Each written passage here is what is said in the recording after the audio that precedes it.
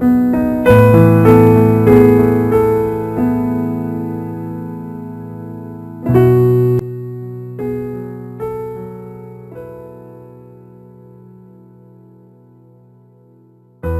los bendiga. Buenos días para todos. Buenos días. Hermanitos, el texto que tenemos que ver hoy es fuerte, tiene mucha carne. Vamos a ver 2 capítulos de la Biblia el día de hoy. Jueces capítulo 4, Jueces capítulo 5. Y me gustaría, hermanos, que en todo lo que vamos a estar leyendo el día de hoy no perdamos de vista quién es el verdadero protagonista de la historia. Porque con mucha frecuencia nosotros nos fijamos en los personajes que están allí. En el caso del libro de los jueces, pues miramos a los jueces. Pero hay alguien que está detrás orquestando todos los eventos que nosotros estamos leyendo en el relato, y es Dios. Y en realidad el protagonista de esta historia, como de todas las historias de la Biblia, es Dios. Y con eso en mente quiero que vayamos recorriendo la historia, no perdiendo de vista al personaje más importante, que es Dios. Este sermón tiene por título Dios triunfó. Dios triunfó. Y ustedes se van a dar cuenta cómo al final, aunque Débora, Barak, Jael, la tribu de Efraín, la tribu de Neftalí, otras tribus que ayudaron, el pueblo de Israel, recibieron la liberación y recibieron esa gran victoria en la batalla, la victoria finalmente fue de Dios, y podemos decir al final que fue Dios quien triunfó. Vamos a empezar de una vez, hermanitos. Nuestro primer punto: Débora anima a Barak. Abra su Biblia en Jueces capítulo 4 versículo 1 y vamos a ver a Débora animando a Barak. Dice así: después de la muerte de Ahot, ¿recuerdan Ahot? ¿Recuerdan qué hizo Ahot? Hace 8 días lo vimos. ¿Qué hizo con una espada de 2 filos Ahot? ¿Recuerdan? Le atravesó el vientre al rey Eglón. Después de la muerte de Ahot, los hijos de Israel volvieron a hacer lo malo ante los ojos de Jehová. Recuerden, hermanos, lo que hemos estado viendo, que los israelitas se encontraban durante todo el periodo del libro de los jueces en un círculo vicioso del que no escapaban. Y siempre que el juez moría, el pueblo terminaba olvidándose de Dios, regresando a la idolatría. Entonces Dios los castigaba por medio de los enemigos, el pueblo clamaba, Dios les enviaba un juez, venían tiempos de paz, el juez moría, ¿y qué hacía el pueblo? Otra vez se rebelaba, y así, y así. Y vamos a ver ese círculo repitiéndose una y otra vez en el libro de los jueces. Dice el versículo 2, y Jehová los vendió en mano de Jabín, rey de Canaán. No pierda de vista los personajes.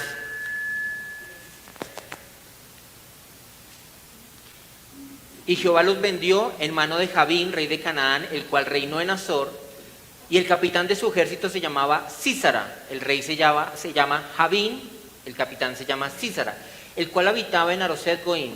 Entonces los hijos de Israel clamaron a Jehová, porque aquel tenía 900 carros errados.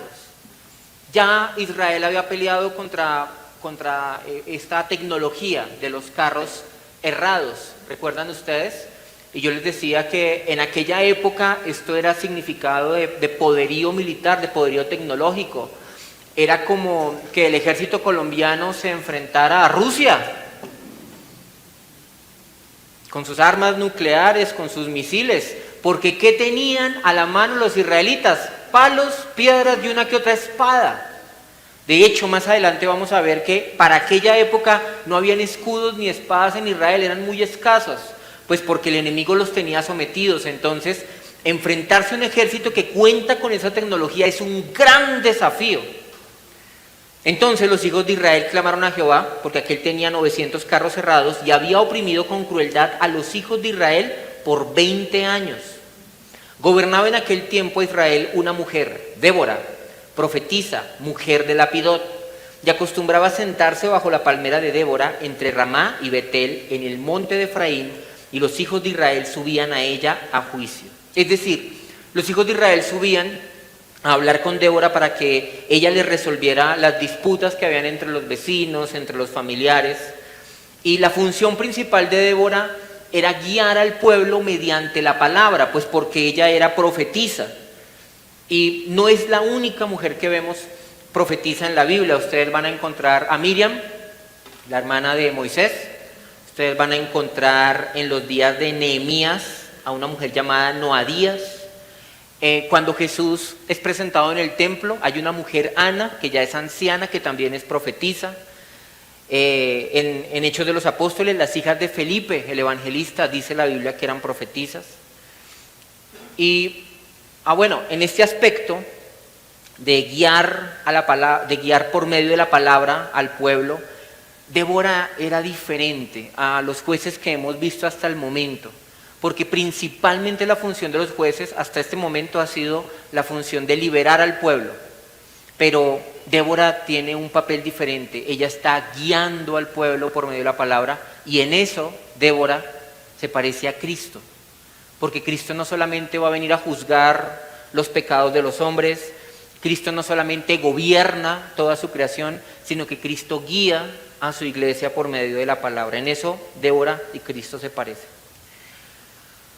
Ahora, al hablar del personaje de Débora, pues yo creo que usted ha escuchado muchas cosas hablar de ella, ¿no? A Débora muchas veces se la ha presentado como el ejemplo de una mujer empoderada, una mujer emancipada del varón, una mujer que ha podido derrotar el patriarcado machista. Y hasta un pañuelo verde le ponen a la pobre Débora. Pero no, no. Ese feminismo del que estamos hablando, del mundo, de alguna manera extraña se metió en la iglesia. Y usted va a encontrar en internet a muchas mujeres pastoras promoviendo el feminismo desde el interior de la iglesia y usando a Débora como el ejemplo de esa mujer que puede liderar la iglesia. Y el argumento es simple. Esas feministas infiltradas en la iglesia dicen lo siguiente, dicen: si una mujer podía gobernar Israel, ¿por qué no podría una mujer gobernar la iglesia? Ese es el argumento, y es claro, ¿cierto? Es simple. Bueno, recordemos, hermanos, el principio que vimos al inicio del libro de Jueces, que lo narrativo no es normativo, lo narrativo no es normativo, o también les decía, lo descriptivo no es prescriptivo. Lo que se describe no es una orden que nosotros tengamos que seguir. La Biblia nos está narrando hechos solamente. La Biblia no nos está diciendo, no nos está dando doctrinas, instrucciones. Si así fuera, tendríamos que andar acuchillando reyes, tendríamos que andar matando a 600 hombres con herramientas de arado y esa clase de cosas.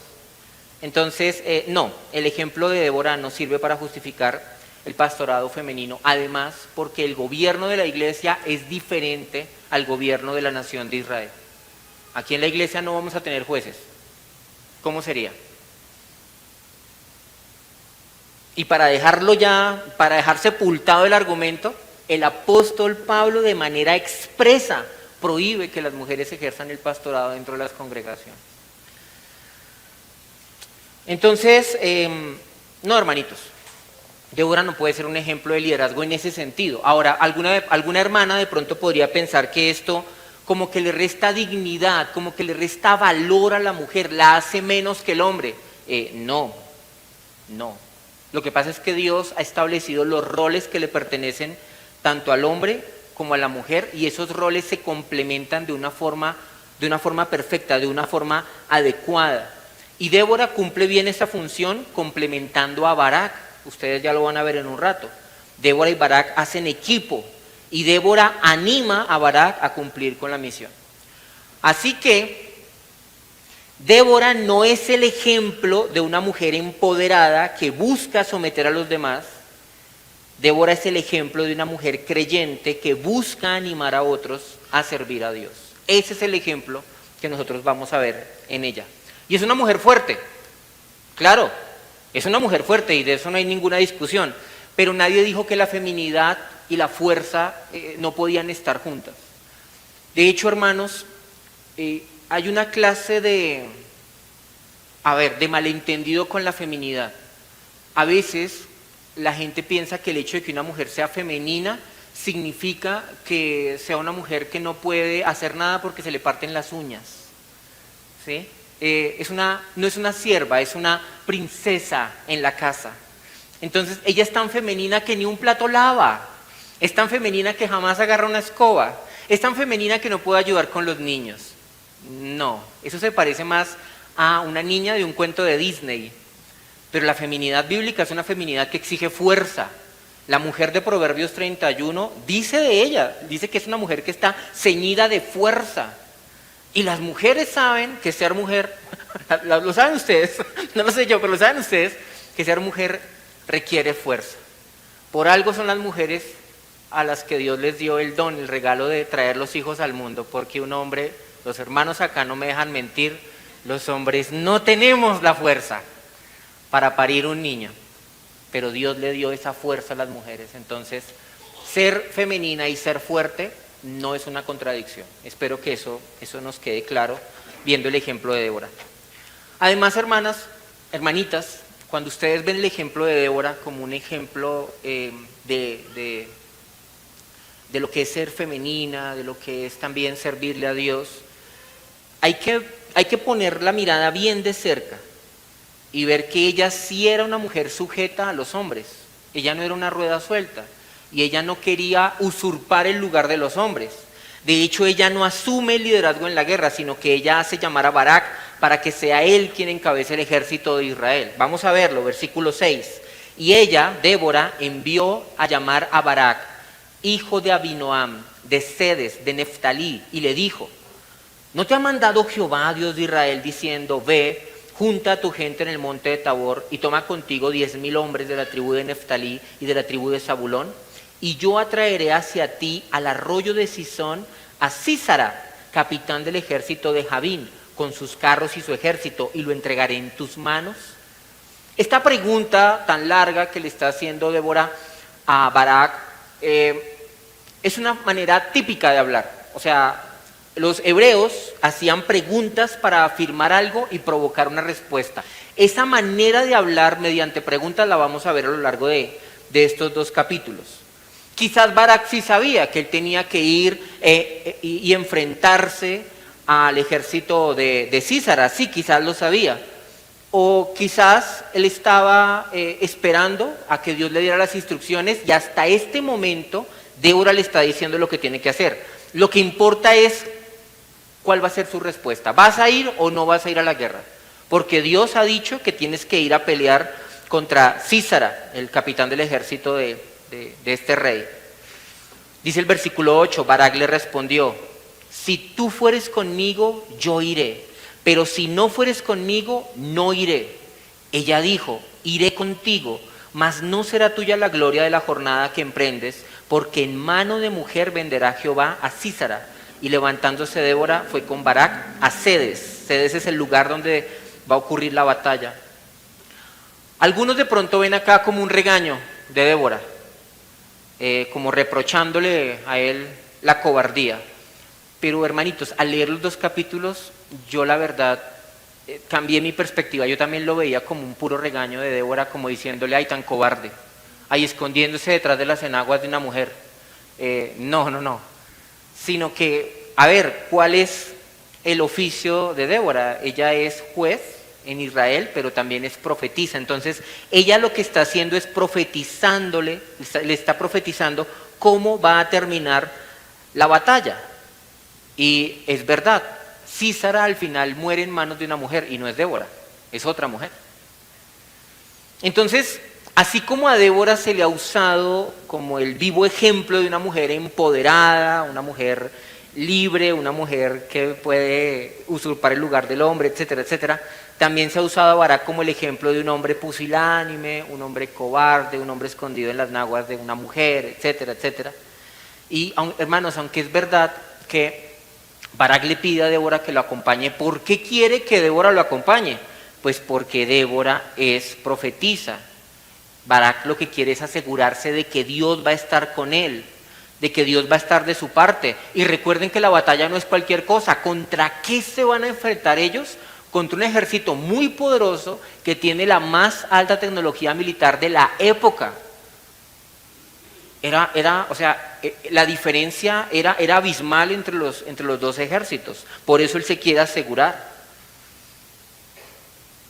Ahora, entre Débora y Barak ocurre algo muy bonito, una sinergia, se llama eso, cuando dos fuerzas cooperan para llevar a cabo un trabajo.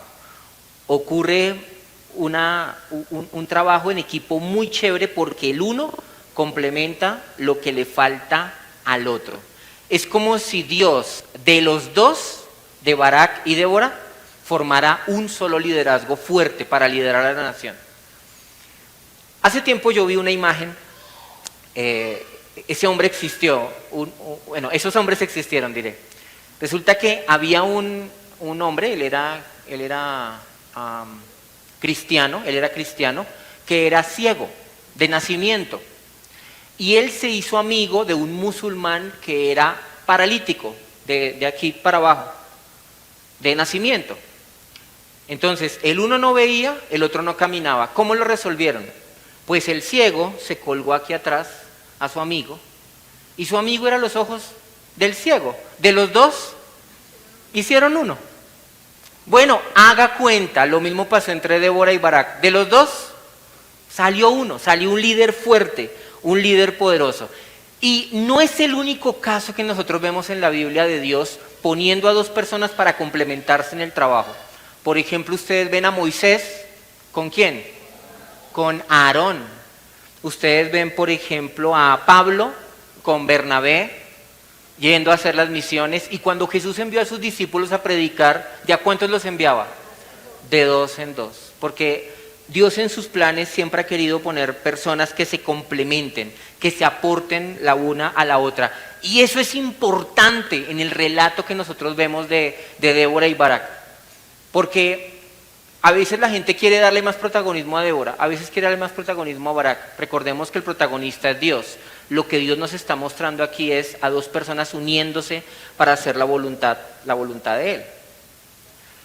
Ahora, de ahí nosotros podemos ver algo que Dios va a hacer recurrentemente, y es que Él nos va a poner personas que nos complementen, que nos aporten, y personas a las que también nosotros les vamos a aportar.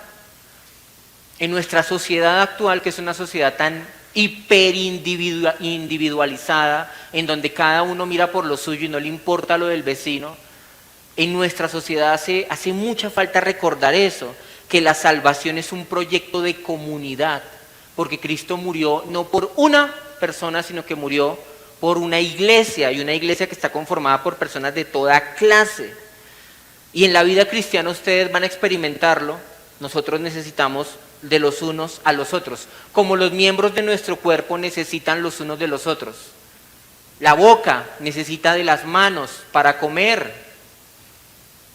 Nosotros necesitamos de nuestros miembros, y así también pasa con las personas que están a nuestro alrededor.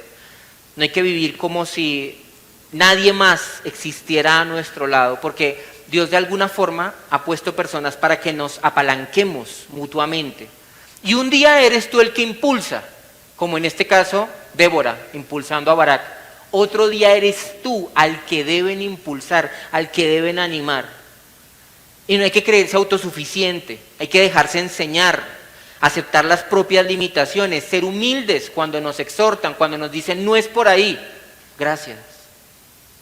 Porque Dios para eso puso a esa otra persona, para complementarte, para enseñarte, para guiarte. Y en algún momento tú vas a hacer lo mismo con el otro. Nosotros vemos que Barak en la Biblia es contado como uno de los héroes de la fe, pero él solo no lo habría podido hacer.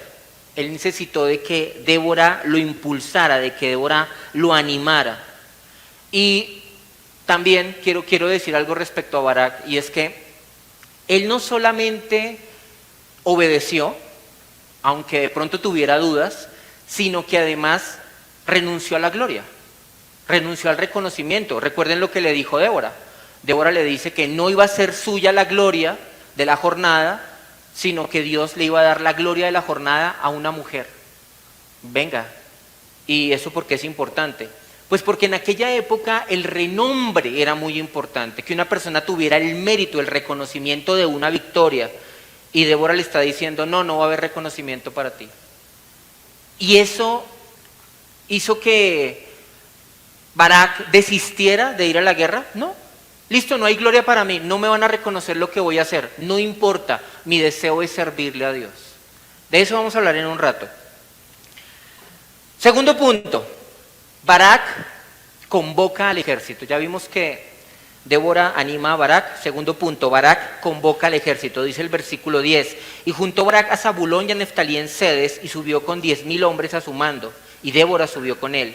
Y Eberseneo, ese versículo 11 es como un paréntesis que nos va a dar un dato de vital importancia para el desenlace de la guerra. No pierdan de vista lo que dice el versículo 11.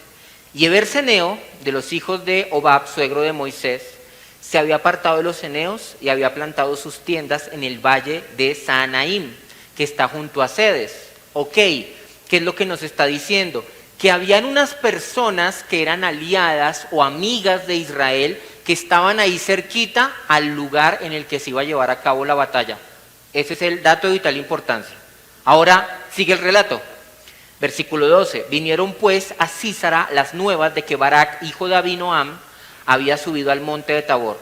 Versículo 13, y reunió Sísara todos sus carros, 900 carros herrados, echó toda la carne al asador, toda la artillería la sacó.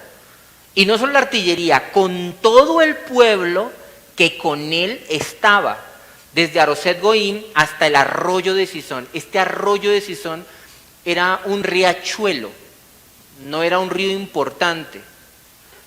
Versículo 14, entonces Débora dijo a Barak, levántate, porque este es el día en que Jehová ha entregado a Sísara en tus manos. ¿No ha salido Jehová delante de ti? Nuevamente, esa forma de preguntar es una manera de afirmar un hecho, pero que al mismo tiempo está demandando que tú hagas algo. Hombre, ¿no te ha dicho Dios que debes hacerlo? Sí, entonces, pues hazlo. Y Barak descendió del monte Tabor y 10,000 hombres en pos de él. Ese es el ejército de los israelitas.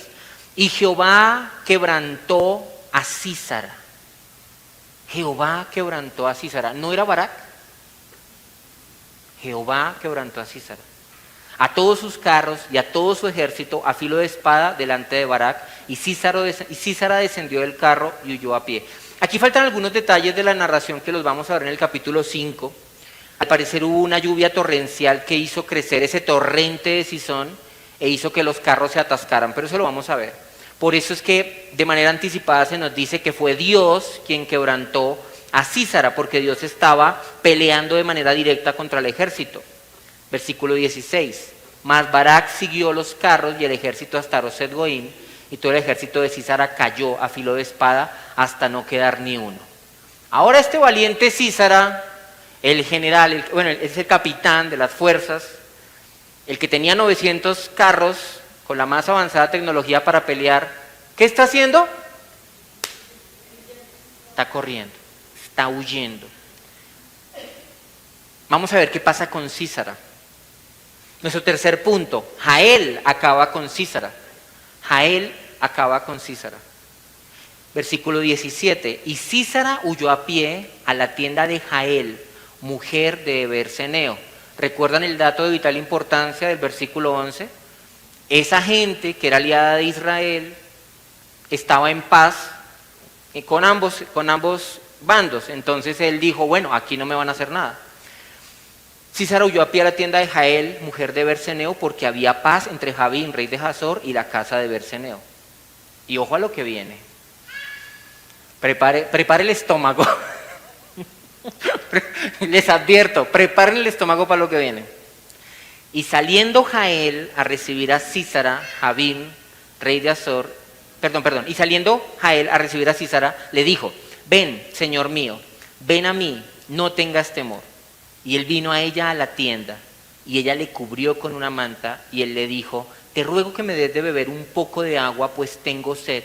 Y ella abrió un odre de leche y le dio de beber, y le volvió a cubrir. Y él le dijo, estate a la puerta de la tienda, y si alguien viniere y te preguntare diciendo, ¿hay aquí alguno? Tú responderás que no. Pero Jael, mujer de Eber, tomó una estaca de la tienda y poniendo un mazo en su mano, se le acercó calladamente y le metió la estaca por las sienes y la enclavó en la tierra, pues él estaba cargado de sueño y cansado, y así murió. Wow, hace 8 días veíamos a Ot abriéndole la barriga al rey Eglón.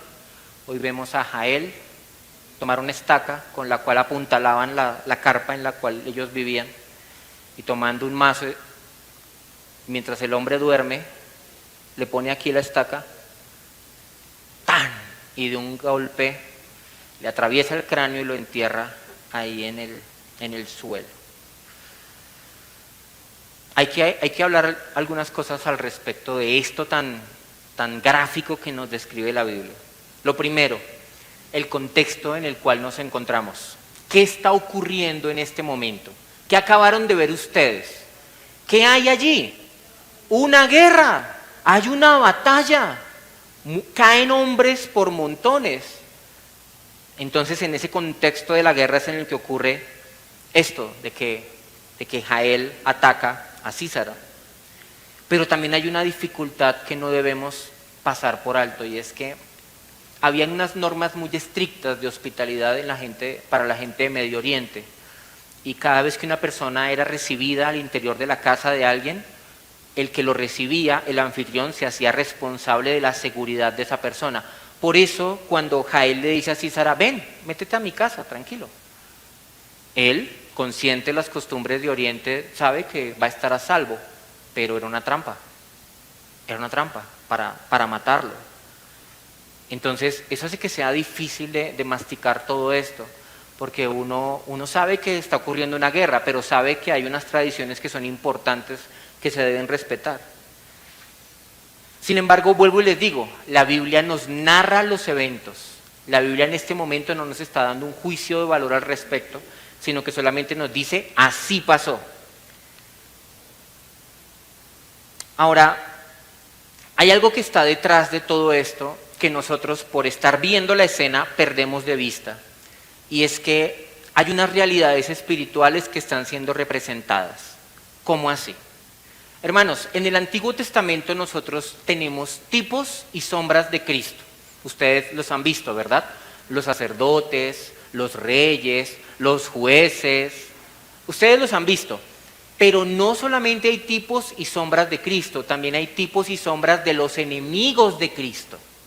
También hay tipos y sombras de Satanás. Ustedes van a ver que no es la primera vez que uno de los enemigos de Dios termina con su cabeza aplastada. ¿Por qué? ¿Por qué? Porque hay una profecía que Dios le dijo a Satanás que se iba a cumplir, que de la simiente de la mujer iba a venir uno que ¿qué iba a hacer con la cabeza de la serpiente? La iba a aplastar. Entonces, esa acción de aplastarle la cabeza al enemigo aparece en otras ocasiones en la Biblia, y son sombras de qué le va a pasar a Satanás y qué le va a pasar a los enemigos de Dios. Los enemigos de Dios van a ser puestos por estrado de sus pies. Esto es un estrado. Significa que Dios se va a parar encima de ellos, encima de sus cabezas. En el libro de Josué hay otra escena similar en la que Israel está librando una batalla. Ellos ganan, los reyes, hay 5 reyes cananeos que huyen y los capturan. Josué manda traer a los reyes cananeos, llama a los príncipes de Israel y les dice algo así, les dice, no teman, esfuércense y no se atemoricen, pongan el pie sobre el cuello de estos reyes, porque así hará Dios con todos sus enemigos. Entonces, ¿qué es lo que tenemos aquí en la muerte de Sísara? Una representación de cómo Satanás va a ser destruido al final. Y la muerte es espantosa, la muerte es escabrosa, porque la Biblia quiere dejarnos una impresión mental fuerte. Miren a Sísara, aplastada su cabeza y revolcándose su cuerpo. Él estaba así, acostadito, y cuando la estaca entra, la primera reacción del cuerpo, ¿cuál va a ser? Retorcerse. Bueno, eso es lo que tenemos aquí al frente. A Dios demostrando cómo Él va a vencer a sus enemigos. Al final vamos a ver que esa es la conclusión a la que llega Débora. Débora concluye eso, que así va a ser Dios con todos sus enemigos.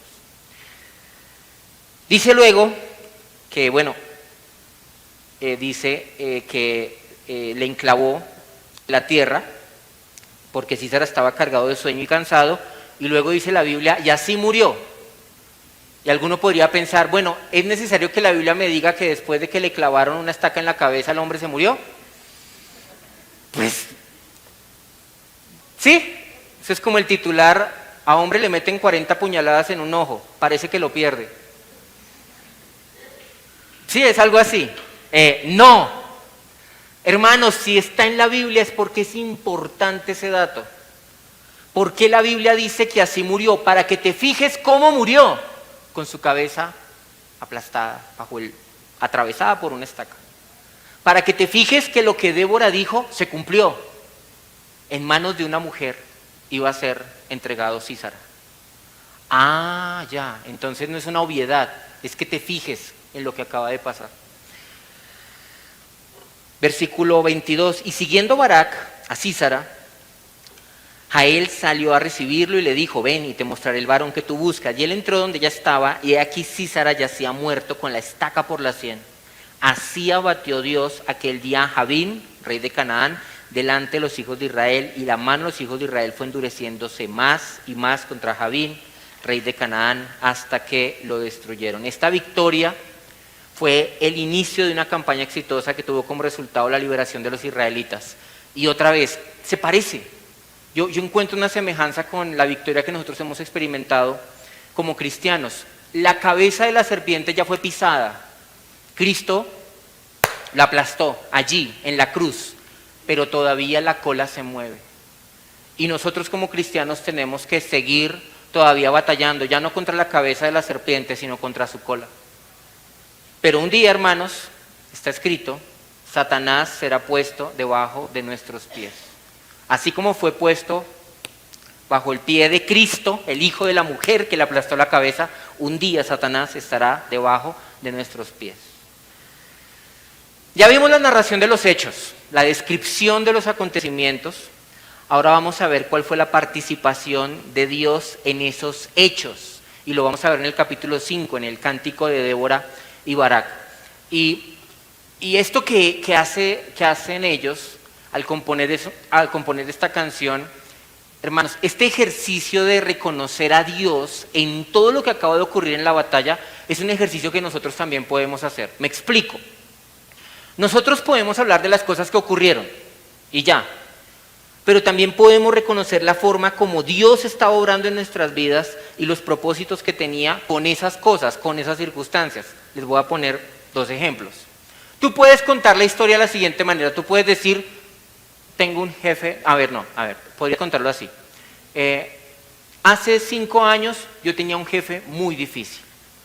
Era un hombre grosero, era un hombre abusivo, me hacía trabajar horas extras, no me pagaba, me maltrataba, me humillaba, me tenía casi como esclavizado. Esos son los hechos. Ahora, ¿cómo podríamos reconocer la obra de Dios allí? Tú podrías decir, bueno, hace 5 años Dios usó a un jefe que yo tenía, terrible, cruel, despiadado, para formar en mí humildad y paciencia. Hay una diferencia entre las 2 historias, ¿sí o no? Aquí estoy hablando de los hechos, aquí estoy hablando de lo que Dios hizo. Otro ejemplo, hace 10 años tuve una crisis económica terrible, quebré, tuve que irme a arrimar otra vez a la casa de mi mamá porque no tenía ni cómo pagar el arriendo, las cosas estaban muy difíciles. Esos son los hechos. O tú puedes decir, hace 10 años Dios obró en mi vida y me enseñó a depender de Él, y me enseñó a tener fe, y me enseñó a confiar en su providencia, porque lo perdí todo, pero Él siempre me sostuvo. Es la misma historia, pero desde esta otra perspectiva. Eso es lo que vamos a ver que va a ocurrir ahora en el capítulo 5. Porque cuando Barak y Débora reflexionan sobre la batalla, ellos reconocen que es Dios. No fue Débora, no fue Barak, no fue Jael, fue Dios. Y es Dios quien se merece toda la gloria, porque Él fue el que estuvo detrás de todo lo que estaba pasando, porque al final fue Dios quien triunfó. Dios triunfó. Vamos a verlo. Cuarto punto, Dios triunfó. Dios triunfó. Jueces capítulo 5. ¿Cuál es la forma como Débora y Barak van a darle gloria a Dios por su victoria? Con una canción. Jueces 5:1. Aquel día cantó Débora con Barak, hijo de Abinoam. Parece que fue Débora la que compuso y Abinoam Barak fue el que le acompañó a cantar, pero uno ve que Débora como que fue la que escribió la letra. Aquel día cantó Débora con Barak, hijo de Abinoam, diciendo: por haberse puesto al frente los caudillos en Israel, por haberse ofrecido voluntariamente el pueblo, Loat. Loat es alaben a Jehová. O sea, denle gloria a Dios porque los hombres tuvieron buena voluntad y fueron a la pelea. Pero no solamente por eso, sino que también hay que darle gloria a Dios porque Él intervino directamente en la batalla. Eso lo vamos a ver en el versículo 3. Oíd reyes, escuchad, oh príncipes, yo cantaré a Jehová, cantaré salmos a Jehová, el Dios de Israel. Cuando saliste de Seir, oh Jehová, cuando te marchaste de los campos de Edom, la tierra tembló y los cielos destilaron y las nubes gotearon aguas, los montes temblaron delante de Jehová, aquel Sinaí delante de Jehová, Dios de Israel. ¿De qué están hablando allí Débora y Barak? Ellos están hablando de un evento que ocurrió antes. En algún momento en Seir, Dios, mediante un torrencial aguacero, le dio la victoria a Israel. Ahora, a través de un torrencial aguacero, le dio la victoria a Israel cuando estaba enfrentando al ejército de Sísara. Por eso es que lo traen a colación, porque en algún momento ya Dios había intervenido directamente de forma semejante. Además, en el cántico nos cuentan cuál era el estado de la nación antes de la victoria. ¿Por qué esta victoria era muy importante? Porque la nación de Israel estaba consumida bajo la opresión de este rey Javín y estaban sumidos en la pobreza. Dice el versículo 6, en los días de Samgar, hijo de Anat, en los días de Jael, quedaron abandonados los caminos y los que andaban por las sendas se apartaban por senderos torcidos. Es decir, desde los días de Samgar, el que mató a los 600 con una guijada de bueyes, hasta los días de Jael, la mujer que mató a Sísara, los israelitas vivían obligados a usar caminos que eran difíciles, porque los enemigos se habían apoderado de todas las rutas, y los campesinos que vivían en las aldeas eran los más afectados. Esa era la condición del pueblo. Versículo 7.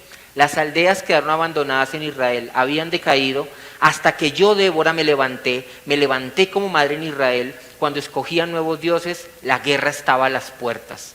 El versículo 8 es clave. Débora le da en el clavo, porque Débora reconoce cuál es la razón de todas sus guerras: la idolatría. Cuando escogían nuevos dioses, la guerra estaba a las puertas. Mientras Israel se mantenía fiel a Dios, Dios los mantenía con paz. Pero debido a su idolatría, eran oprimidos por los enemigos y al final terminaban desarmados. Dice el versículo 8, ¿se veía escudo o lanza entre 40,000 en Israel? No. Por eso es tan importante la victoria, porque un pueblo desarmado se enfrentó a un ejército poderoso con 900 carros errados. Por eso es importante esa victoria. Dice el versículo 9, mi corazón es para vosotros, jefes de Israel, para los que voluntariamente os ofrecisteis entre el pueblo, load a Jehová. Esa es una declaración muy bella que hace Débora. Ella está agradecida con todos los hombres a los que Dios les puso en el corazón servir en la batalla. Ella siente estima por todos los que colaboraron. Ella está agradecida con Dios, pero está agradecida también con toda la gente que se unió a la batalla. Jueces 5:10 dice, vosotros, los que cabalgáis en asnas blancas. ¿Quiénes eran los que cabalgaban en asnas blancas? Gente importante, los líderes. Vosotros los que andáis en Ferrari. Vosotros los que tenéis un Audi. ¿Sí? Los que presidís en juicio. ¿Quiénes son los que gobiernan? Gente importante. Y vosotros los que viajáis, o sea, la gente de a pie. Vosotros hablad, o sea, toda la gente de Israel, ricos y pobres, alaben a Dios. Versículo 11, lejos del ruido de los arqueros en los abrevaderos, allí repetirán los triunfos de Jehová, los triunfos de sus aldeas en Israel, entonces marchará hacia las puertas el pueblo de Jehová. ¿Qué está diciendo el cántico en este momento? La gente ni siquiera podía acercarse a los abrevaderos, al lugar donde había agua, no podían llevar sus animalitos a tomar agua porque habían arqueros del rey Javín, de Sísara allá, pendientes, para matar israelitas.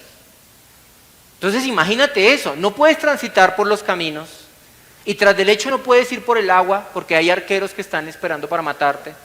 En esa situación tan terrible es que se encontraba el pueblo de Israel. Versículo 12, despierta, despierta Débora, despierta. ¿Alguno acá que esté dormido? ¡Ey! Despierta. Entona cántico, levántate Barak y lleva a tus cautivos, hijo de Abinadab. Aquí está Débora animándose a sí misma a alabar a Dios. ¡Ey! Débora, despierte. O sea, para Débora no es suficiente la forma como ella está alabando a Dios y empieza a emocionarse y se empieza a animar a sí misma. Barak, ¿qué pasa? Canta con más ganas, despierta, despierta. Entona cántico. Dale la gloria a Dios. Fíjense lo que está haciendo este cántico. Está diciendo que todos lo alaben. Los ricos, los pobres, los que sufrían, los que se ofrecieron voluntariamente a pelear, los que se beneficiaron de la victoria, los que dirigen al pueblo, Débora, Barak, todos, cántenle a Dios. Alábenle a Dios. Es que no es una cosa pequeña. Miren cómo estábamos antes y miren lo que Dios ha hecho. Él se merece toda la gloria. Ahora viene un recuento de las tribus que participaron en el versículo 13 en adelante. Vamos a ver ese recuento rápidamente. Entonces marchó el resto de los nobles. El pueblo de Jehová marchó por él en contra de los poderosos. De Efraín vinieron los radicados en Amalec, en pos de ti. Benjamín entre tus pueblos. De Maquir es Manasés, descendieron príncipes. Y de Zabulón los que tenían vara de mando. Caudillos también de Isaacar fueron con Débora, y como Barak, también Isaacar se precipitó a pie en el valle. Toda esta gente ayudó, pero espere, no toda la gente ayudó. No todos vinieron a ayudar a la pelea. Hubo gente que se quedó en la casa. Por ejemplo, la tribu de Rubén. Dice Jueces 5:15. Entre las familias de Rubén hubo grandes resoluciones. Grandes resoluciones del corazón. ¿Por qué te quedaste entre los rediles para oír los balidos de los rebaños? Entre las familias de Rubén hubo grandes propósitos del corazón. ¿Qué hubo en el corazón de la gente de Rubén, de la tribu de Rubén? Buenas intenciones. Discutieron el tema, seguramente hicieron una reunión y en su corazón decían, sí, tenemos que ir allá a pelear porque tenemos que ser libres de los enemigos. Y hablaban. Tenían el proyecto de hacerlo. Y al parecer estaban animados, porque dice Débora, hubo grandes resoluciones de corazón, estaban convencidos. Pero al final, no fueron. Solo promesas. Hay un vallenato que dice, ¿no? Solo promesas. ¿Ellos qué prefirieron? Pues quedarse en la casita, pastoreando sus ovejitas, cuidando sus ganaditos, tranquilitos. Y hermanos, que el ejemplo de Rubén nos sirva de advertencia a todos los que tenemos como proyecto de vida servirle a Dios en su reino. Porque así también se nos puede ir la vida soñando, planeando, meditando, si hacemos o no hacemos, si entregamos nuestras vidas al avance del reino de Dios, con bonitos propósitos, pero sin acciones, sin buenas obras, solo con bonitos planes. Bonitas intenciones, pero sin acciones. Eso no sirve para nada. Alguien dijo, alguna vez lo vi en una película, el camino al infierno está hecho de buenas intenciones. Rubén tuvo buenas intenciones, pero al final no fue. Y no fue el único. Versículo 17. Galaad tampoco ayudó, ni Dan, ni Aser. Galaad se quedó al otro lado del Jordán, y Dan. ¿Por qué se estuvo junto a las naves? Se mantuvo Aser a la ribera del mar y se quedó en sus puertos. Todos ellos siguieron el ejemplo de Rubén. En cambio, hubo otros que sí fueron y pelearon. Y miren el contraste, mientras que unos estaban allá suavecito con las ovejas en su casa, miren lo que pasó con el pueblo de Zabulón y de Neftalí. El pueblo de Zabulón expuso su vida a la muerte y Neftalí en las alturas del campo. ¡Qué contraste!, ¿no? Y eso siempre va a ser igual en el pueblo de Dios. Los que están así, con bonitos planes, y a los que les toca poner el pellejo y exponer su vida. Siempre va a ser igual. Versículo 19, vinieron reyes y pelearon. Entonces pelearon los reyes de Canaán en Tanac junto a las aguas de Megido, mas no llevaron ganancia alguna de dinero. Ese ejército de Sísara estaba haciendo cuentas de que iba a ganar un gran botín en la guerra, pero se quedaron con las ganas, porque al final Dios peleó por Israel. Versículo 20. Desde los cielos pelearon las estrellas, desde sus órbitas pelearon contra Sísara, los barrió el torrente de Sisón, el antiguo torrente, el torrente de Sisón. Cuando la Biblia repite algo es porque eso que repite es importante. El torrente de Sisón fue definitivo en la victoria. ¿Por qué? Porque Dios hizo que ese riachuelo de repente creciera. ¿Y qué hacen 900 carros errados en medio de un lodazal? Nada. Son presa fácil. Dios intervino directamente. Fue tal la intervención de Dios, o sea, fue tan evidente que Dios fue el que hizo eso, que incluso Débora y Barak ven como si las estrellas se hubieran puesto de acuerdo para derrotar a Sísara. Versículo 21. Marcha, oh alma mía, con poder. Entonces resonaron, eso fue lo que se dijo Débora o Barak en el momento de la guerra, cuando ya el torrente Sisón se llenó, cuando los carros cerrados estaban atascados, se hablaron a sí mismos. Vamos, es el momento, vamos a marchar con poder, llegó el momento de la guerra. Entonces resonaron los cascos de los caballos por el galopar, esos son los caballos de los israelitas, por el galopar de sus valientes. Y ahí comenzó la guerra, es una imagen épica, ¿no? Los 900 carros allá atascados y de la montaña bajando los ejércitos de Israel a pelear. Es espectacular esa escena. Pero no solamente Rubén, Galaad, Dan, Aser no colaboraron, sino que había unos vecinos que tampoco quisieron ayudar. Dice el versículo 23, maldecid a Meroz, la gente de Meroz, dijo el ángel de Jehová, maldecid severamente a sus moradores porque no vinieron al socorro de Jehová contra los fuertes. O sea, fíjense que es una batalla ¿de quién? Es una batalla de Dios. Y los que se hacen a un lado de esa batalla que Dios está llevando a cabo, dice Dios, malditos. No son de mí. Es que no es diferente a lo que Jesús nos enseña. El que no es conmigo, es contra mí. El que no recoge, desparrama. ¿Estás conmigo? ¿Eres de mi ejército o no? ¿Compartes mi causa? ¿Tu causa es el reino? No. Estás contra mí. Eso pasó con esta gente de Meroz. Versículo 24. Bendita sea entre las mujeres Jael, mujer de Berseneo. Sobre las mujeres benditas sea en la tierra. Él pidió agua y ella le dio leche. En tazón de nobles le presentó crema. Otras versiones dicen le presentó yogur. Tendió su mano a la estaca y su diestra al mazo de trabajadores y golpeó a Sísara.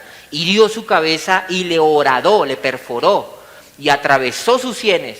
Cayó encorvado entre sus pies, quedó tendido. Entre sus pies quedó encorvado. ¿Por qué lo repite?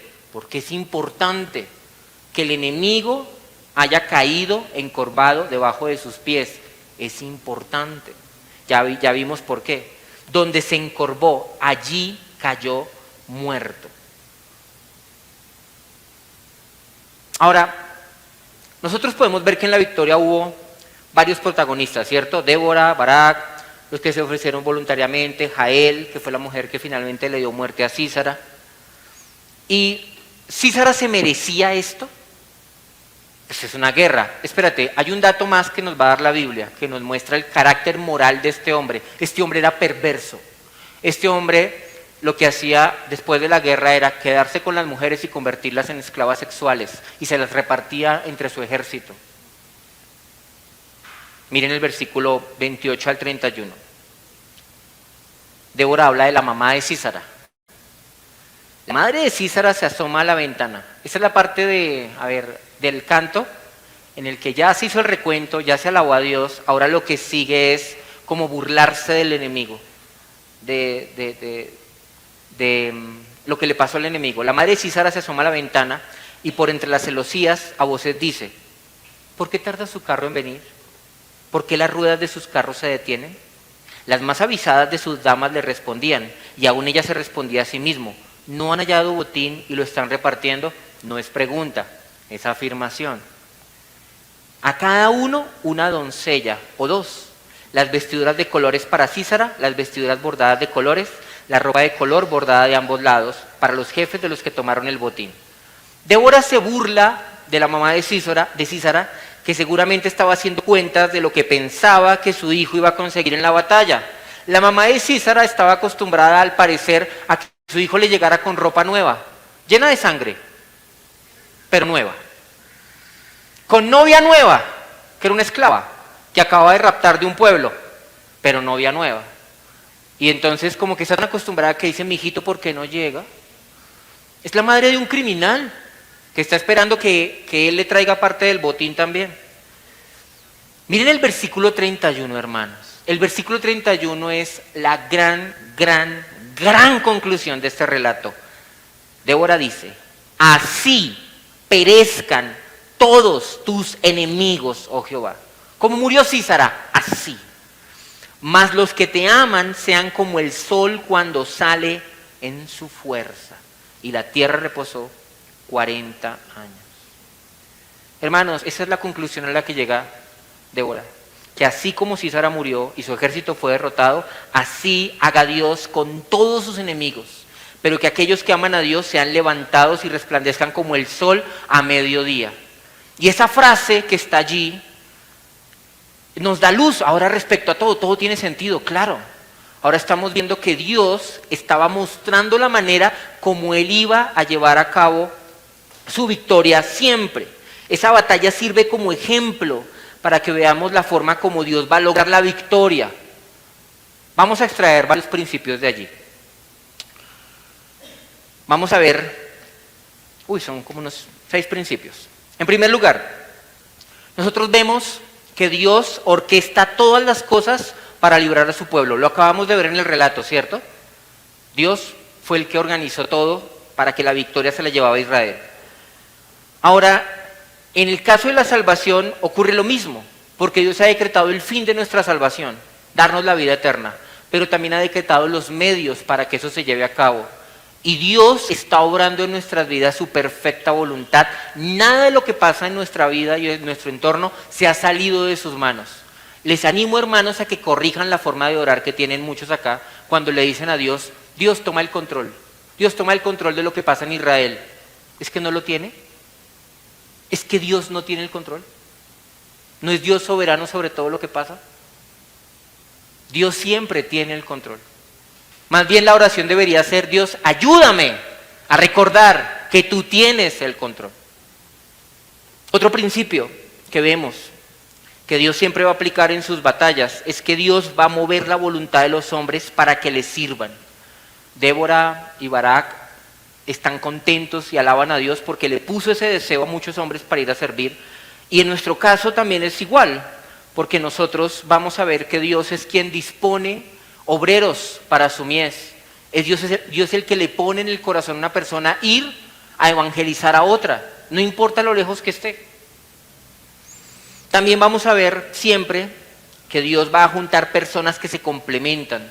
Ustedes ven a Barak y a Débora trabajando en equipo, pero en la salvación nosotros vamos a tener a un hermano, a una hermana, que Dios nos va a poner ahí al lado para que hagamos equipo. De hecho no va a ser uno o dos, es una iglesia con la cual nosotros vamos a estar trabajando de manera conjunta. Eso siempre va a ocurrir cada vez que Dios está llevando a cabo una batalla. También Dios va a intervenir directamente, así como Dios hizo que el arroyo de Cisón se creciera y los carros errados quedaron allá atascados. Él lo hizo directamente, Él fue el que hizo llover, Él fue el que hizo que el ejército fuera vencido de esa manera. En nuestra salvación Dios también intervino directamente porque Dios se hizo hombre, vino a este mundo, murió en una cruz y resucitó al tercer día para que fuéramos salvos. ¿Y nosotros tuvimos participación en eso? No, Él lo hizo. Y Dios de manera directa se ha involucrado en la salvación de su pueblo. ¿Qué más vemos en el relato? Que Dios va a acabar con sus enemigos. Sí, lo dice Débora al final, que Dios va a acabar con todos sus enemigos de esa manera. Y nosotros lo vemos también en la salvación, como Dios destruye a nuestros enemigos, que son el demonio, el mundo, la carne, que es nuestro pecado, y nuestro último enemigo también va a ser destruido. ¿Cuál es? La muerte. La muerte que es nuestro último enemigo también será vencido. Todos nuestros enemigos serán puestos bajo nuestros pies. En el relato vimos que Dios triunfa, ¿verdad? Hermanos, Dios triunfará. Dios triunfará al final, cuando su plan sea consumado, cuando todo su pueblo se ha llevado a la gloria, todos reconoceremos que ni uno solo se perdió. Ni una sola de las palabras de Dios cayó al suelo. Todo se cumplió. Y su victoria es grande y su victoria es perfecta. Y así como en el relato nosotros vemos que es Dios el que triunfa, es Dios el que recibe toda la gloria, nosotros en la salvación también en algún momento vamos a reconocer, los cristianos, los ángeles, y toda la creación entera va a reconocer que solo a Él le pertenece la gloria, que solo a Él le pertenece la alabanza por su justicia, por su bondad, por su poder, por su sabiduría, por su misericordia. Al final Dios terminará siendo muy exaltado. Y quizás en ese día, cuando estemos delante del Señor, vamos a querer tener más ganas para adorarle. Animarnos para adorarle más. Y vamos a decir, ya Sergio, despierte, está delante del Señor, cántele. No, cántele más duro, cántele más fuerte, porque está delante de Dios. Aplicaciones. Número 1, no pelees solo. No pelees solo. Si tú llevas un tiempo ya de conocer a Cristo, preocúpate si no tienes hermanos con los cuales encontrar apoyo, con los cuales luchar. Si no tienes hermanos a los cuales les puedas pedir oración por tu familia, por tus hijos. No pelees solo. Recuerda que la iglesia, Cristo salvó una iglesia, no un montón de personas, sino una iglesia. No pelees solo y eso te va a llevar a agradecer a Dios por la gente que Dios ha puesto a tu lado, por esa persona que está a tu lado, por ese hermano que te lleva a la contraria. Dale gracias a Dios también por eso. En segundo lugar, sírvele a Dios aunque nadie te reconozca. Ustedes se dan cuenta que Barak sabía que él no iba a recibir el reconocimiento por la victoria. ¿Y qué? ¿Eso fue impedimento? Sírvele a Dios. De hecho, cuando tú le sirves a Dios tratando de que nadie vea lo que haces, tu recompensa es más grande. Porque cuando uno sirve y lo ven, su recompensa es más pequeña. En el cielo nos vamos a llevar muchas sorpresas. Porque personas que pensamos que tenían la gran recompensa porque eran los más visibles, resulta que no. Resulta que los que tienen más recompensa fueron los hermanitos que en silencio servían, con humildad, sin hacer ruido, sin buscar gloria, pero querían servirle a Dios. En tercer lugar, que no se te queden planes servirle a Dios. Que no pasen los años y seas un anciano ya pensando algún día, Señor, tengo un propósito firme en mi corazón, bla, bla, bla. Que no te pase eso. En cuarto lugar, dale gloria a Dios. Ya vimos una manera de darle gloria a Dios, es recordar mi pasado viendo la mano de Dios en todas las cosas que Él obró en mi vida. Y en quinto lugar, confía en que Dios triunfará.